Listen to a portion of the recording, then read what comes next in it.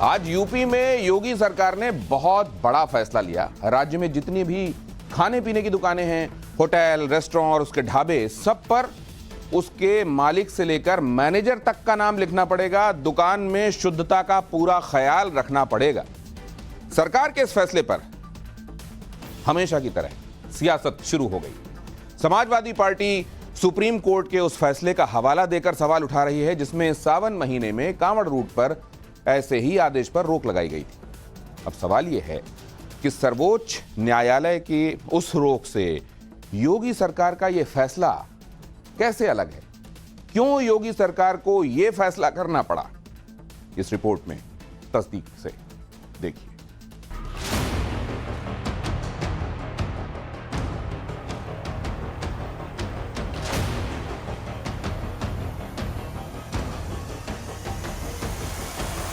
वो हापुड़ वाला जूस तो नहीं मिलेगा ना, या थोक लगा करके वो रोटियां तो नहीं मिलेंगी, आपको शुद्ध मिलेगा।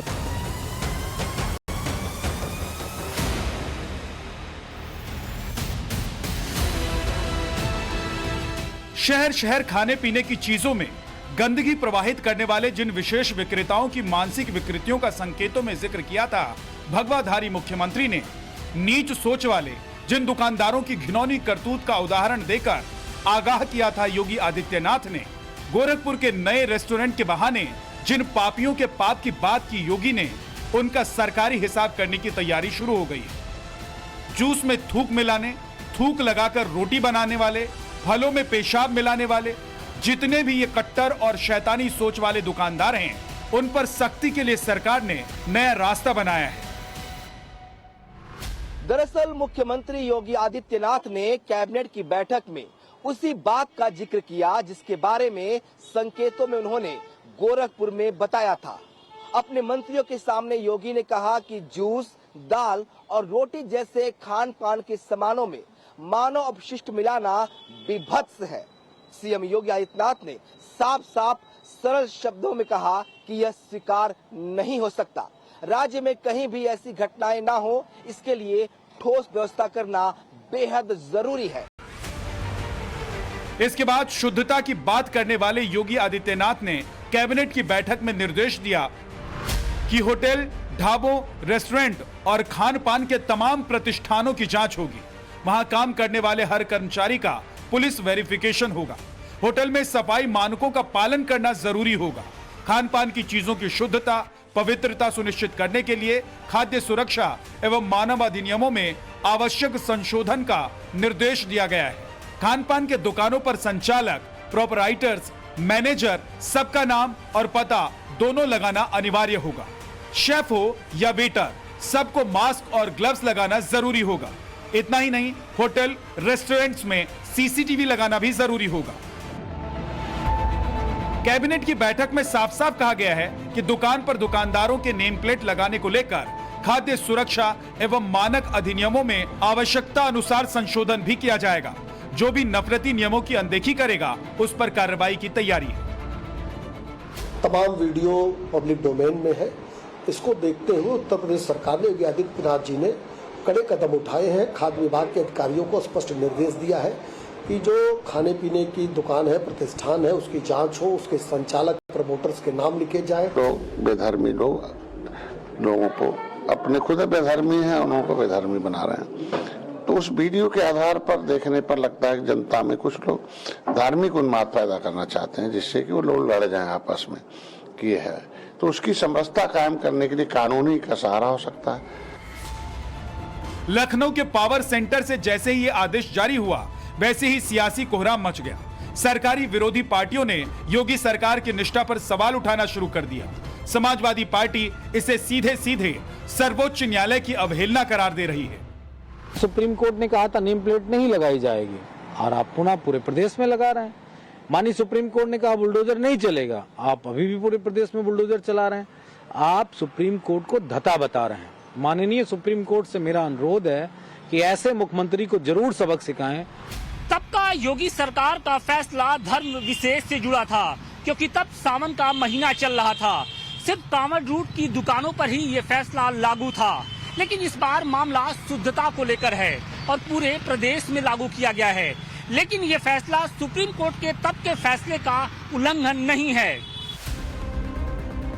सुप्रीम कोर्ट के जिन आदेश के जरिए योगी सरकार के नए फैसले को समाजवादी पार्टी खारिज करने में जुटी है, उसे समझिए जरा।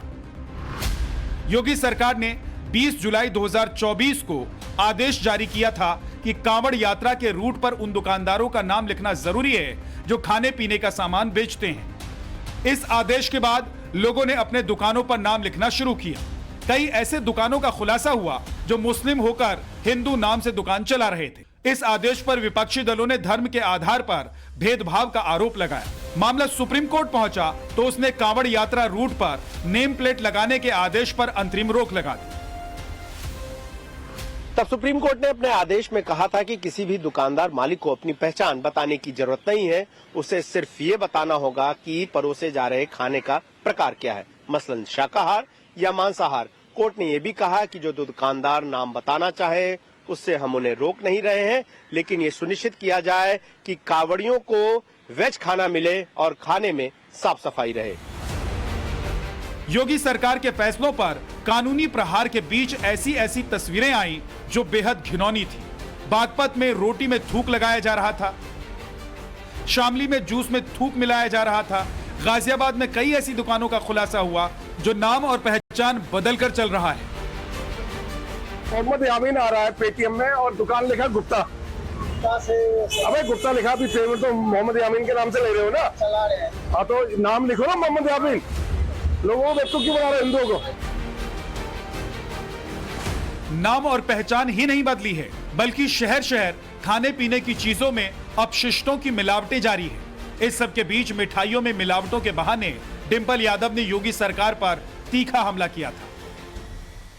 मंदिर के लड्डुओं की भी जांच होनी चाहिए, आम इंसान के खाने की भी जांच होनी चाहिए कि किस तरह मिलावटी खाना जन जन तक पहुंचाया जा रहा है, किस तरह तेल में मिलावट है, अनाज में मिलावट है, कहीं ना कहीं जिसकी वजह से आज गंभीर बीमारियों से लोग त्रस्त है।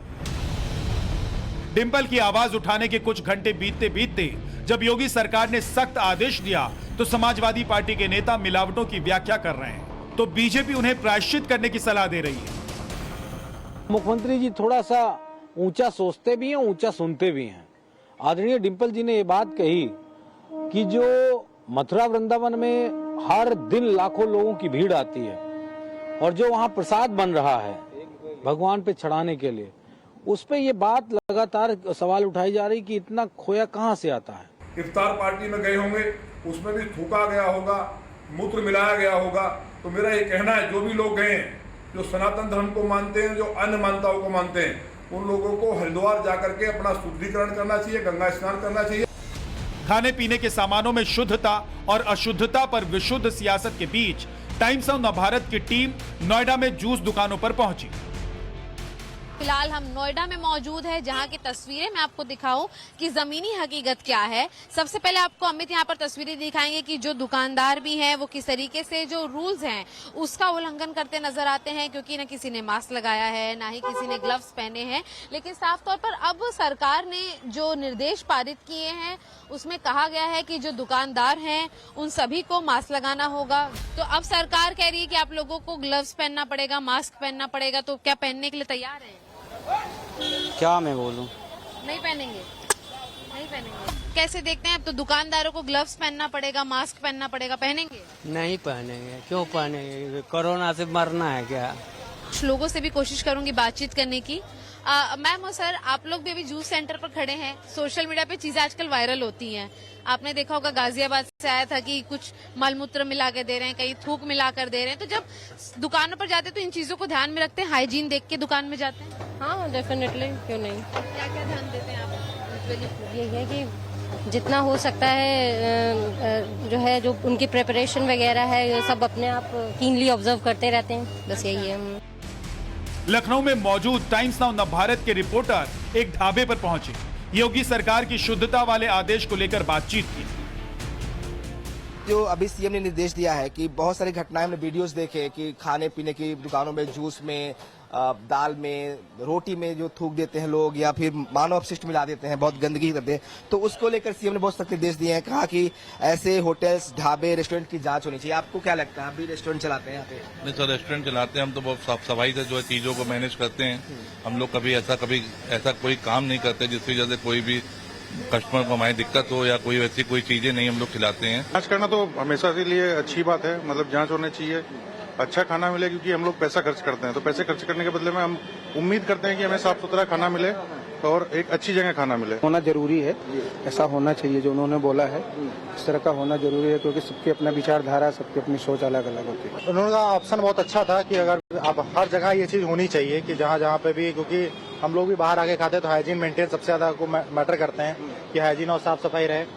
यहाँ पे तो सारी चीजें ऑल गुड है, ऐसा कोई नहीं है कोई यहाँ पे चीजें खराब। ये फैसले को कैसे देखते हैं योगी? फैसले को सही मानते हैं, बिल्कुल सही मानते हैं। हाइजीन को देखते हुए इस तरीके से फैसले को एकदम सही माना जाता है। आप मानते हैं कि जो योगी जी ने फैसला किया है कि अब तमाम रेस्टोरेंट्स जो ढाबे हैं उनकी जांच होगी, जो लोग वहाँ काम करते बकायदा उनका पुलिस वेरिफिकेशन भी होगा कि वो लोग कौन लोग हैं और क्या खिला? पुलिस वेरिफिकेशन तो वैसे भी होना चाहिए, क्योंकि उससे क्या होता है कि कोई भी गलत काम नहीं हो पाएगा। जो होटलों पे आते हैं, रेस्टोरेंट्स में आते हैं, उनका मानना है कि एक बेहतर फैसला है, क्योंकि इससे उनको पता चलेगा कि वो जो खा रहे हैं वो कितना प्योर है, कितना शुद्ध है, कितना पवित्र है।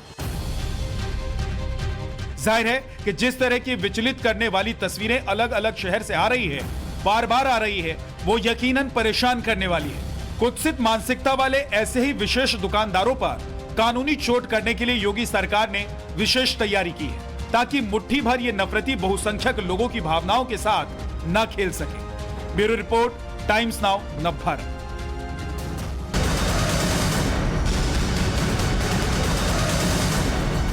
दिल्ली पहुंचे प्रधानमंत्री नरेंद्र मोदी। अमेरिका दौरे के बाद प्रधानमंत्री नरेंद्र मोदी की स्वदेश वापसी। इस समय ये तस्वीरें आप देख रहे हैं। दिल्ली में वापसी के बाद प्रधानमंत्री नरेंद्र मोदी वहां पहुंचे हुए लोगों का अभिवादन स्वीकार करते हुए। प्रधानमंत्री नरेंद्र मोदी आप जानते हैं कि अभी विदेश के दौरे से, अमेरिका से वापस भारत आए हैं। और अगली खबर अब आपके सामने, उत्तराखंड से एक ऐसी ग्राउंड रिपोर्ट जिस पर देश हैरान रह जाएगा। लव जिहाद के आरोप लगना नई बात नहीं है, लेकिन आज नवभारत के कैमरे पर आपको वहां की कुछ ग्राउंड रिपोर्ट्स देखने को मिलेंगे। उत्तराखंड में डेमोग्राफी बदलाव की आशंका के बीच लव जिहाद के बढ़ते मामलों का असर सड़कों पर विरोध प्रदर्शन के तौर पर सामने आ रहा है। क्या लव जिहाद के मामलों से उत्तराखंड उबल रहा है? जानने के लिए सवाल पब्लिक का की ये एक्सक्लूसिव रिपोर्ट।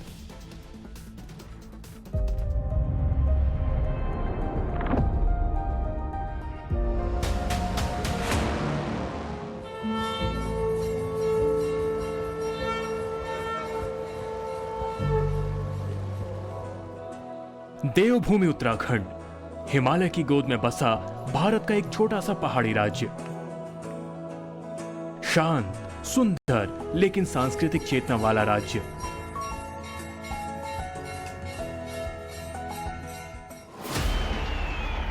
लेकिन उत्तराखंड बीते कुछ समय से उबल रहा है।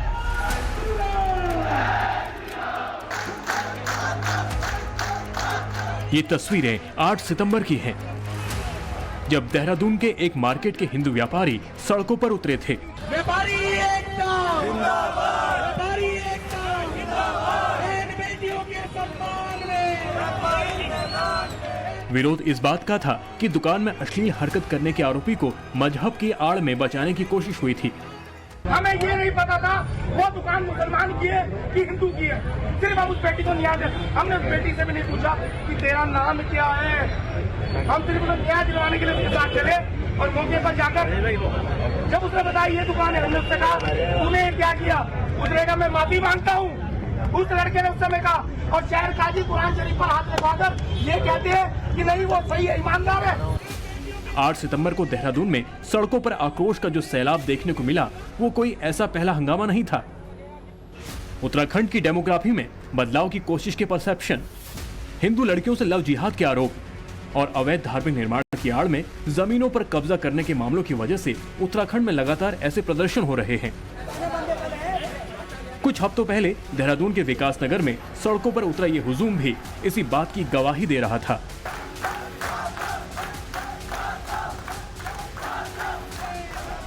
उत्तराखंड में हाल फिलहाल में जिस चीज ने सबसे ज्यादा चिंता में डाला है वो है हिंदू लड़कियों को निशाना बनाने के मामले।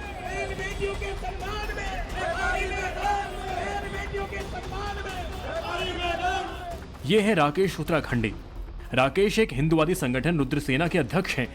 राकेश का दावा है कि उन्होंने बीते कुछ दिनों में 37 लड़कियों को लव जिहाद के चुंगल से बचाया है। राकेश के दावों के मुताबिक बचाए गए 37 लड़कियों में 16 नाबालिग हैं। 37 के 37 में FIR दर्ज हुई और 37 जिहादी अभी जेल में है। काफी लंबे समय से रुद्रसेना देवभूमि फाउंडेशन उत्तराखंड काम कर रही है, तो जो अगल बगल के लोग होते हैं वो सूचना देते हैं। सूचना के माध्यम से हम लोग देखते हैं कि क्या वास्तव में फेसबुक, इंस्टाग्राम या फिर व्हाट्सएप पर आना जाना क्या है। तो जब पता लगता है तो फिर हम परिवार से संपर्क करते हैं। परिवार से संपर्क करने पर कई परिवार तो खुद ही टूट चुके होते हैं, क्योंकि लड़की कहती है कि 18 साल की हो चुकी हूँ मैं, नाबालिग नहीं हूँ, ये हूँ। लेकिन फिर भी हमने बड़ी मशक्कत करके लड़कियों को बचाने का काम किया है।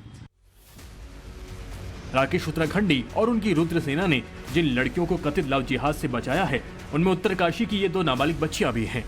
दावों के मुताबिक आरोपी अपने मकसद में कामयाब हो ही गए होते, लेकिन ऐन मौके पर मिली जानकारी की वजह से लव जिहाद के इस कथित मामले को अंजाम पर पहुंचाने से बचाया जा सका।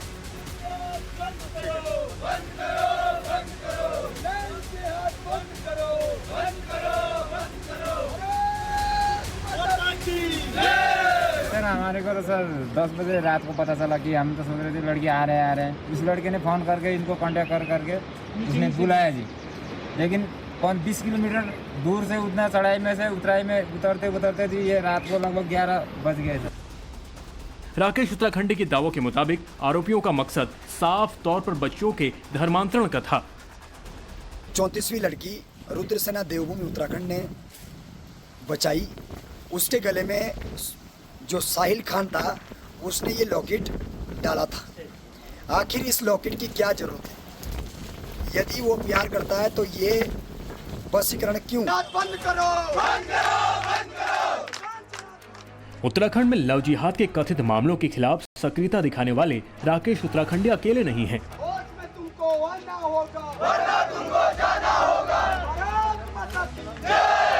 उत्तराखंड में जगबीर सैनी की वैदिक मिशन नाम की संस्था भी हिंदू लड़कियों को कथित लव जिहाद से बचाने का अभियान चलाने का दावा करती है।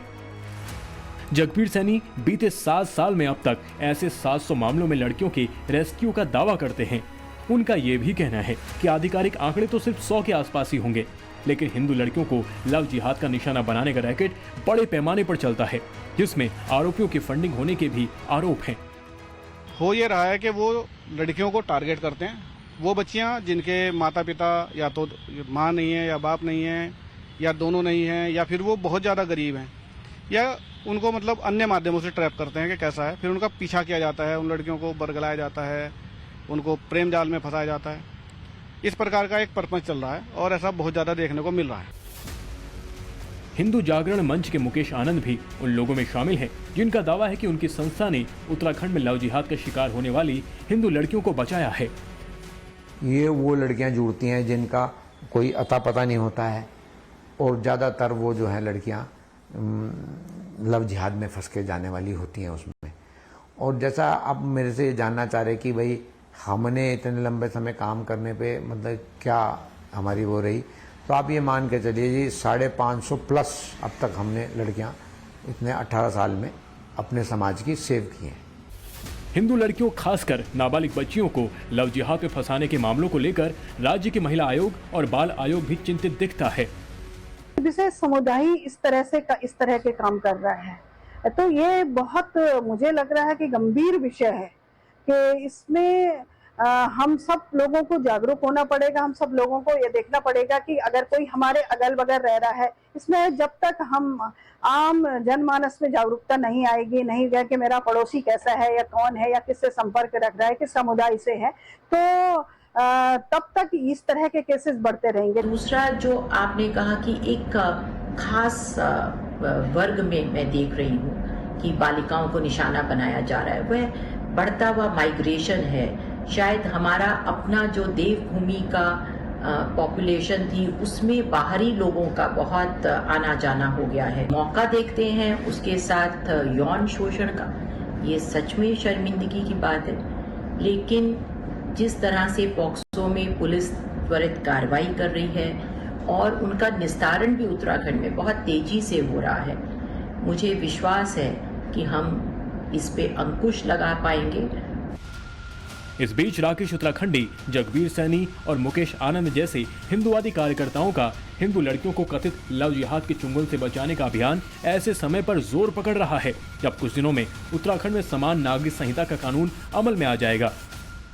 जो अपराध में सीधे तौर पर सम्मिलित होगा, उसके साथ ही यदि परोक्ष रूप से भी कोई इन अपराधों में सम्मिलित होगा तो उसको भी बख्शा नहीं जाएगा। मैं रगड़ करके छोड़ दूंगा, मैं बता रहा हूं।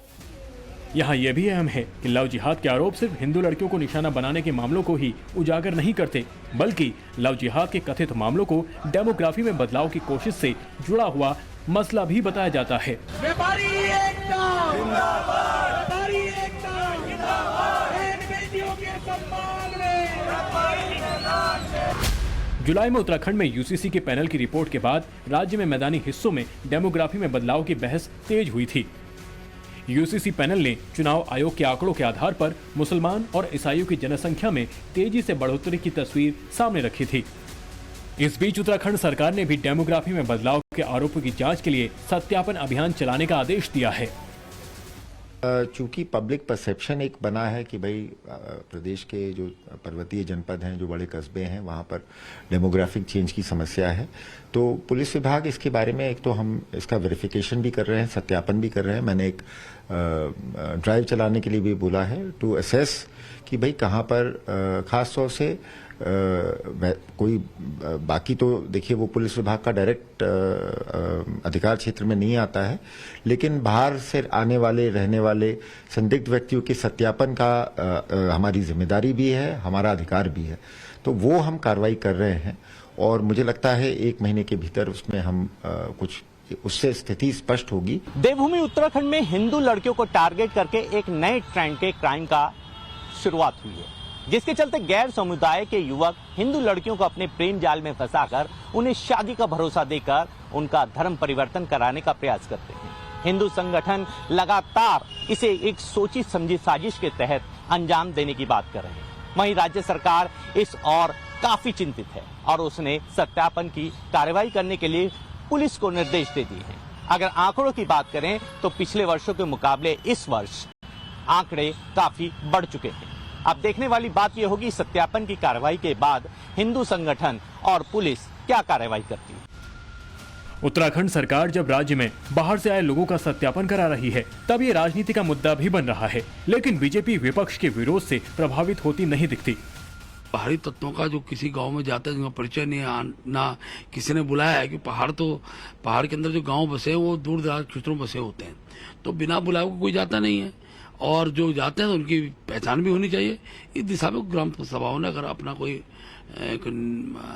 नियम बनाया है तो उसको दूसरे नजर से नहीं देखना चाहिए। कांग्रेस के लोगों को भी इसका समर्थन करना चाहिए। इस बीच ये भी जान लीजिए कि उत्तराखंड के पुष्कर सिंह धामी ने 2023 में ही जंगल समेत सरकारी जमीनों पर अवैध कब्जे ध्वस्त किए थे। इनमें बड़े पैमाने पर अवैध मज़ारों के ऊपर बुलडोजर कार्रवाई की गई थी। मुख्यमंत्री पुष्कर सिंह धामी सार्वजनिक मंचों से कह चुके हैं, राज्य में लव जिहाद और लैंड जिहाद बर्दाश्त नहीं करेंगे।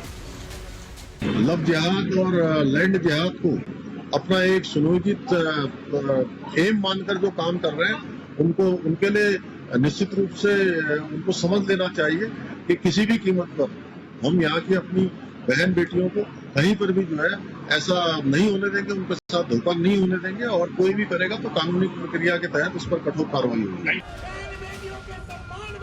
देहरादून से अभिषेक सिन्हा के साथ bureau report, times now, Navbharat.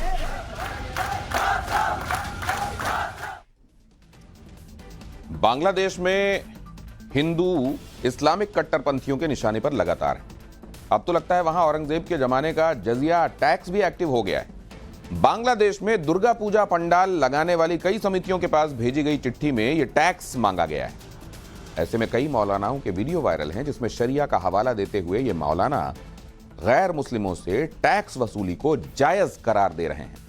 और अब सवाल यही है कि सेकुलर सरकार का मुखौटा लगाए बैठी यूनुस सरकार को क्या इन जमाती कट्टरपंथियों को कुछ भी करने देने की छूट देने का असल में किसी धर्म ग्रंथ की वजह से उसकी छूट मिल गई इनको? ये रिपोर्ट आपको बताएगी कि ये जो चल रहा है इसके पीछे मजहब कितना है और कट्टरता कितनी।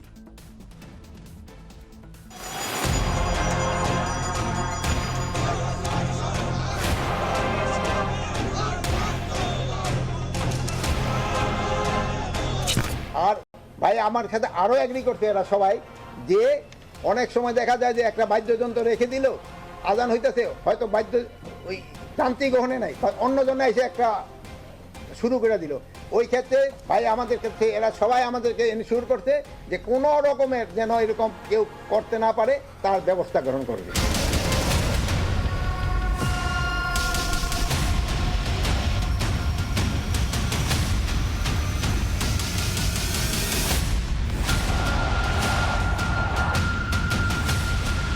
বিলম্বে কারা এই ঘটনা ঘটালো তা তদন্ত করতে হবে এবং আমি সনাতন ধর্মাবলম্বীদের উদ্দেশ্যে ওই এলাকার উদ্দেশ্যে বলতে চাই, बांग्लादेश का पूरा शासन, पूरा प्रशासन, पूरी व्यवस्था इस्लाम के कट्टरपंथी नफरत पसंदों के हाथ में जा चुकी है। ऐसा लगता है कि सेकुलर धारा का ढिंढोरा पीटने वाली सरकार के मुखिया मोहम्मद यूनुस इन जमातियों के आगे घुटने टेक चुके हैं। हिंदुओं और दूसरे अल्पसंख्यकों की धार्मिक आजादी बांग्लादेश में खतरे में है। बांग्लादेश में अब जमातियों की नजर दुर्गा पूजा पंडालों पर है। इन पंडालों पर जजिया टैक्स लगा दिया गया है।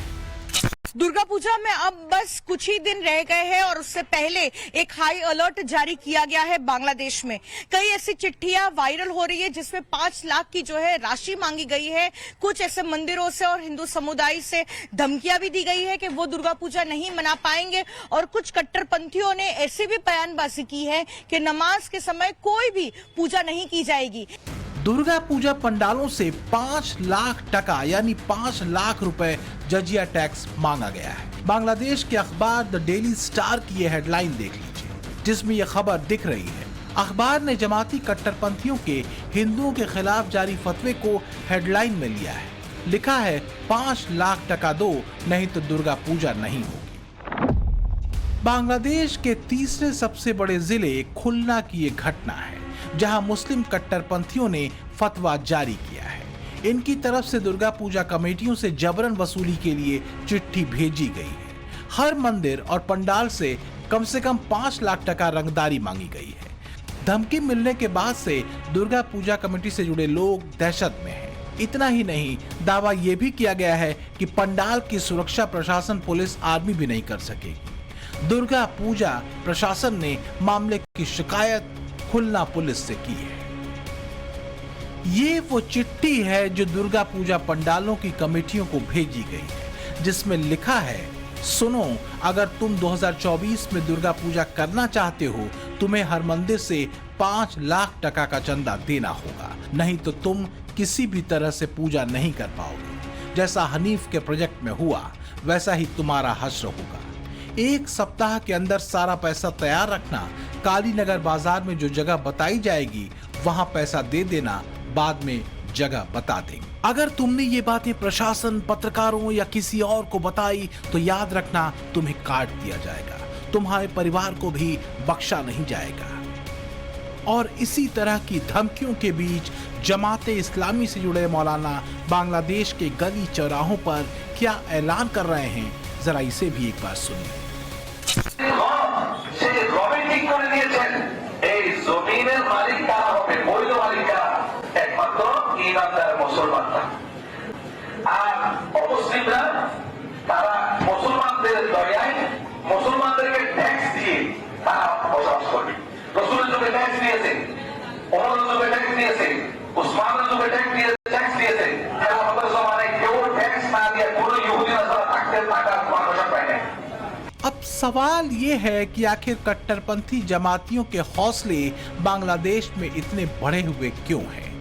इसे समझना हो तो बांग्लादेश के गृह मंत्रालय के सलाहकार मोहम्मद जहांगीर आलम चौधरी का ये वायरल वीडियो सुन लीजिए।